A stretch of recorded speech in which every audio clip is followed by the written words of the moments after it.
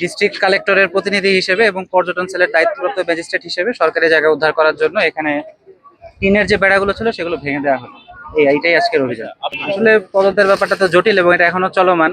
তবে কে দিয়েছে, কেন দিয়েছে, তার চেয়ে বড় প্রশ্ন হচ্ছে যে আমরা এটা উদ্ধার করতে পারবো কিনা। উত্তর হচ্ছে আমরা উদ্ধার করতে পেরেছি আল্লাহর অশেষ সহমতে, এবং আমরা এখানে কিছু সাইনবোর্ড প্লেস করে দিব যে এটা এই জায়গাটার মালিক সরকার, এবং এখানে সরকারের প্রতিনিধি হিসেবে জেলা ম্যাজিস্ট্রেট মহোদয় অর্থাৎ আমাদের ডিসি স্যার এটা তত্ত্বাবধানে থাকবেন। এবং এই জায়গায় যে কোনো অবৈধ স্থাপনা যদি করা হয়, দিস ইনক্লুডস এনিথিং, যে কোনো অবৈধ স্থাপনা করা হলে আমরা সেটা উচ্ছেদ করে দেবো।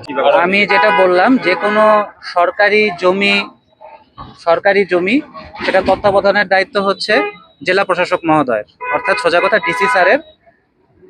এবং যদি সরকারি জায়গায় কোনো অবৈধ স্থাপনা দেখি তাহলে আমরা ইনশাল্লাহ ডিসি স্যারের নেতৃত্বে সেখানে উচ্ছেদ অভিযান চালাবো। এটা তো তদন্তই বলে দিবে।